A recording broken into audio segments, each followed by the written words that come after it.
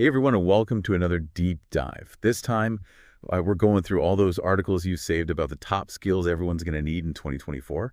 And whether you're thinking about maybe trying a new career, or you just love learning new things, or maybe even if you're feeling a little behind and want to get caught up, we're going to help you figure out what all these articles are really saying.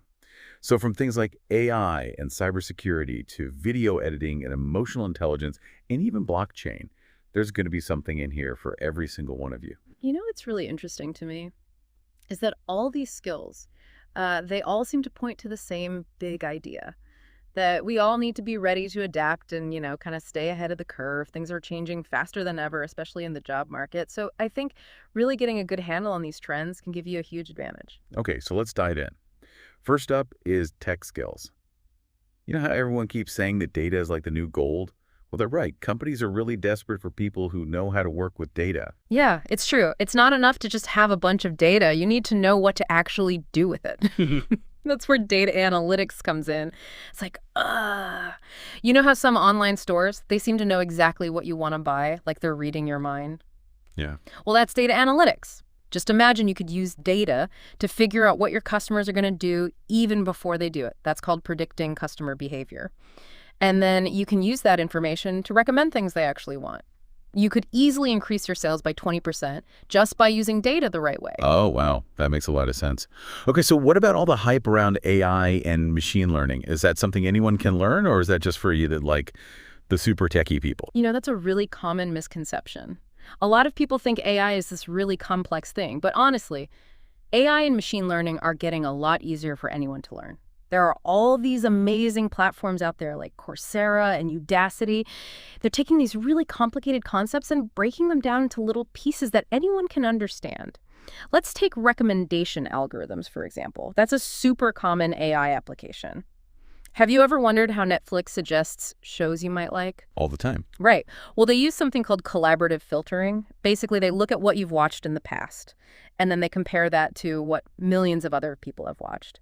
And they use that to try to find patterns and figure out what you might want to watch next. So you're telling me I could learn AI even if I don't have like a tech background? Exactly. These platforms like Coursera and Udacity, they have courses for everyone, from total beginners to people who are already experts. And they often partner with like universities and big tech companies. So you're really learning from the best. And the best part is, they use real-world examples and projects. So you're not just learning the theory, you're actually getting hands-on experience. Wow. I'm already feeling more confident about learning AI. Oh. Okay, so we've covered data and AI. What about cybersecurity? It seems like every day there's a new story about another data breach. That's a really important point. In today's world, everything is connected to the internet. So cybersecurity isn't just an IT issue anymore. It affects literally everyone. Think of it this way.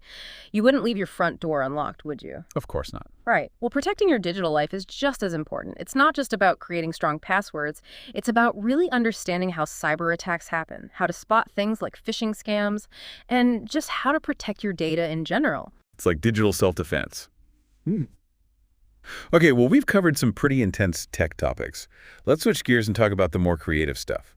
The internet is such a visual place these days. If you want to stand out, you've got to have a good design. Oh, absolutely. Think about it. When you visit a website that's cluttered or confusing or just plain ugly, you probably click away pretty fast, right? Yeah, I do. But if the website looks good and it's easy to use, you're way more likely to stick around. It's like making a good first impression. So tell me more about graphic design and UI UX. Because I always get those two confused. Okay, so think of UI like the visual layout of a website. So it's like the buttons and the colors and the typography. But UX is more about how easy and enjoyable it is to actually use the site. A good UX design makes you want to keep coming back for more. Okay, so UI is what it looks like, and UX is how it feels. Got it. Got it. So what about video editing?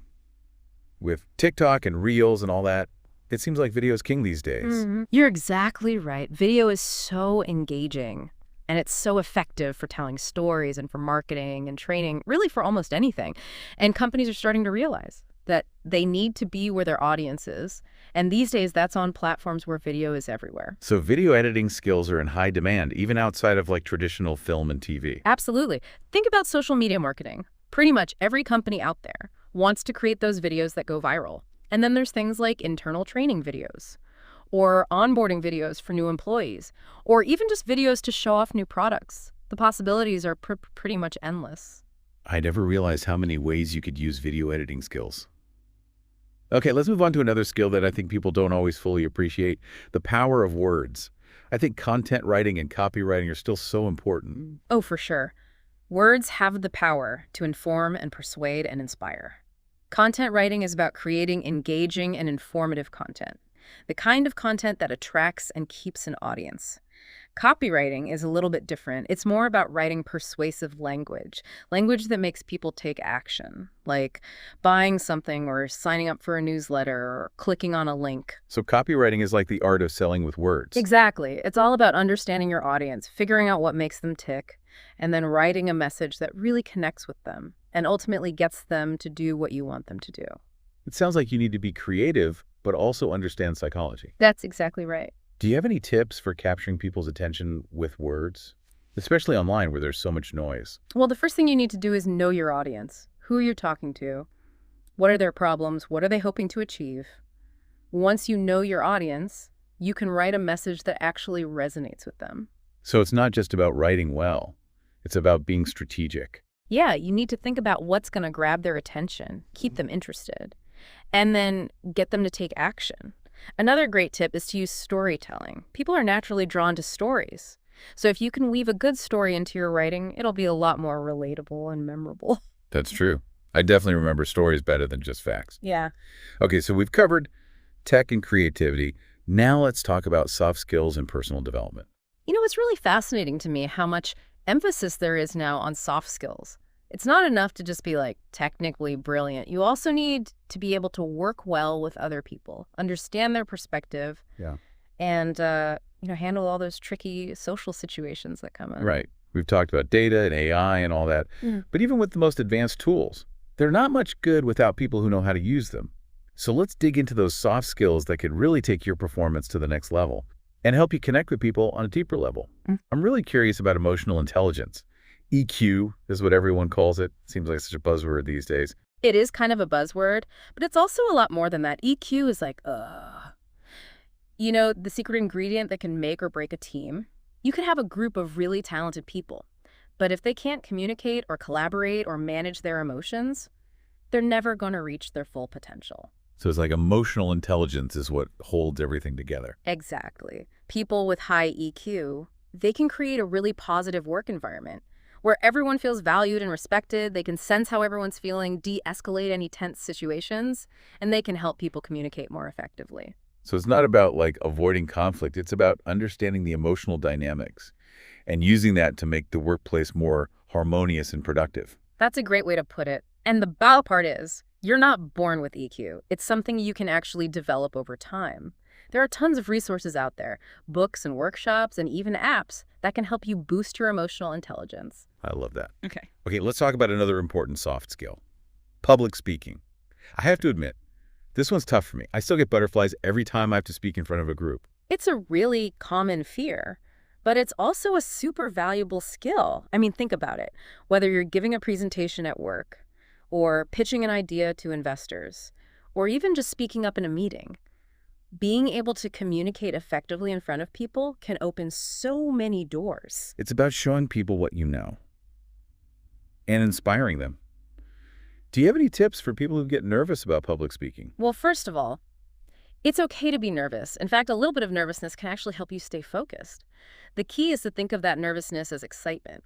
Instead of thinking, I'm going to make a fool of myself, try telling yourself, I have something really valuable to share and I'm excited to connect with these people. I like that. Changing your perspective from fear to excitement. Exactly. And don't underestimate the power of practice. The more you rehearse, the more comfortable you'll feel. Start small. Maybe practice in front of a mirror or with a friend, and then gradually work your way up to bigger groups. It's like anything else. The more you do it, the easier it gets. For sure. And don't be afraid to make mistakes. Everyone messes up sometimes. Just acknowledge it, maybe make a joke about it. Then keep going. Okay, those are some great tips. Let's move on to another skill that's so important for staying organized and productive. Project management. Project management is all about creating order out of chaos.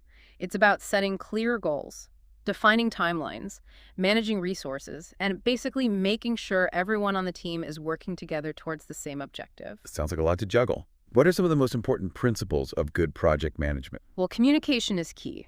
Everyone on the team needs to be on the same page, understand their roles and responsibilities, and have a shared vision of what they're trying to achieve. So communication is always important, but especially in project management. Absolutely. And then there's time management, setting realistic deadlines, breaking big tasks down into smaller chunks, and figuring out what needs to be done first. All of that is super important. It's about working smarter, not harder. Exactly.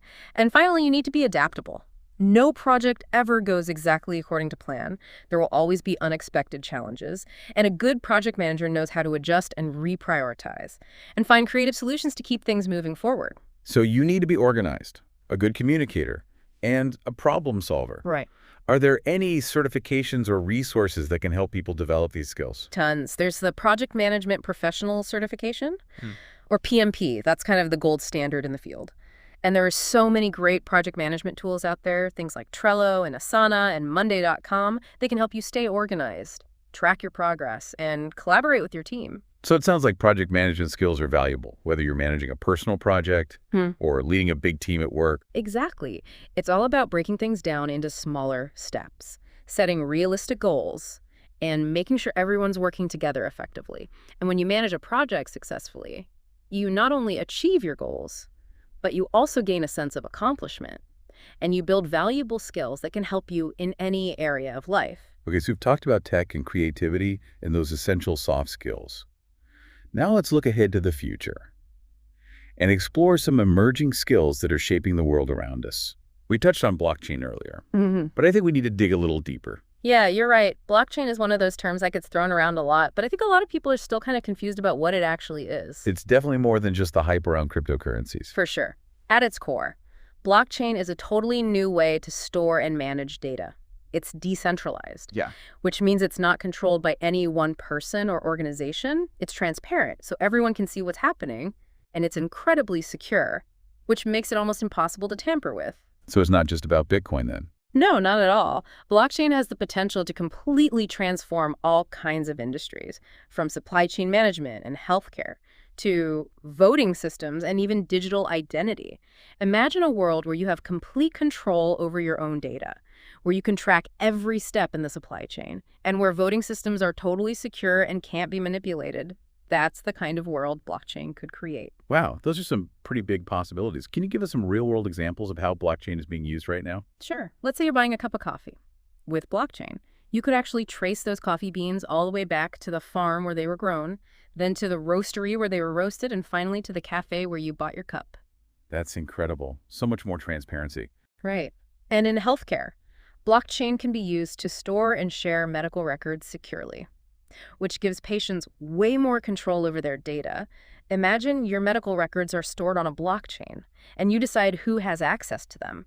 That could revolutionize healthcare, because it would make it so much easier to share your records with different doctors and specialists and researchers. It sounds like blockchain could really affect almost every part of our lives. It really could. It's still a pretty new technology, but it's developing super fast.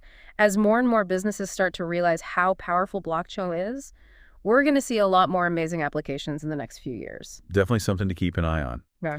Okay, let's talk about another trend that's getting a lot of attention: sustainability and environmental skills. With climate change being such a big problem, sustainability isn't just a nice thing to have anymore. It's essential.